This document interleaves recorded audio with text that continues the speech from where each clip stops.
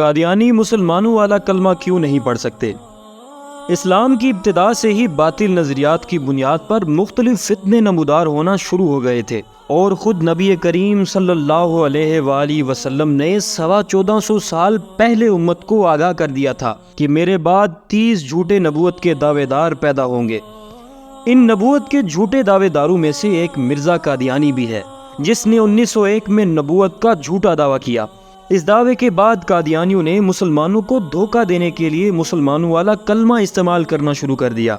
جب مسلم کمیونٹی نے انہیں اپنا حصہ تسلیم کرنے سے انکار کیا اور ان کو کلمہ سمیت اپنے تمام شعائر دین کے استعمال سے روکا، تو انہوں نے سادہ لو مسلمانوں کا تعلق گنبد خضرا سے ختم کرنے کے لیے الٹا مسلمانوں پر ہی بے جا اعتراض کر ڈالا کہ دیکھو، ہم بھی مسلمانوں والا کلمہ پڑھتے ہیں، تو پھر ہم کافر کیسے ہوئے؟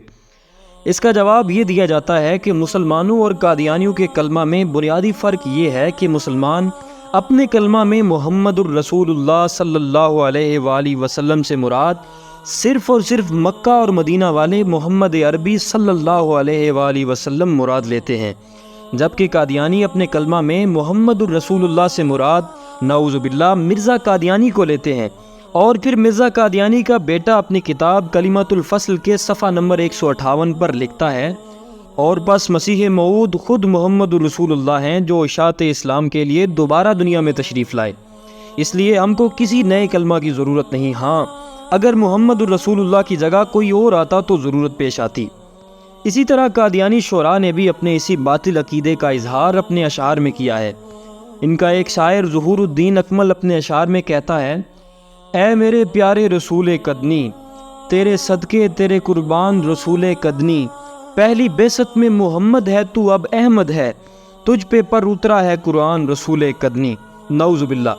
تو آپ نے ملاحظہ فرمایا کہ مسلمان تو نبی کریم صلی اللہ علیہ وآلہ وسلم کو مدینے کی نسبت سے مدنی کہتے ہیں، جبکہ قادیانی مرزا غلام احمد قادیانی کو قادیان کی نسبت سے قدنی کہتے ہیں، جو کہ سراسر گستاخی ہے۔ تو دیکھیے، آپ نے ملاحظہ کیا ہوگا کہ قادیانی فتنہ ساز گروہ ہے، ان کا یہ ایک دجل ہے، دھوکہ ہے، یہ جو کلمہ پڑھتے ہیں۔ ناظرین کرام، قادیانی لوگوں سے یہ کہتے ہیں کہ ہم بھی مسلمان ہیں کیونکہ ہم بھی وہی کلمہ پڑھتے ہیں۔ ہم سب مسلمانوں کو قطعاً ان کے اس دھوکے میں نہیں آنا چاہیے، کیونکہ یہ محمد الرسول اللہ سے مراد نبی علیہ الصلوۃ والسلام کے علاوہ مرزا قادیانی کو بھی نبی سمجھتی اور مانتے ہیں۔ انوار ختم نبوت ٹرسٹ پاکستان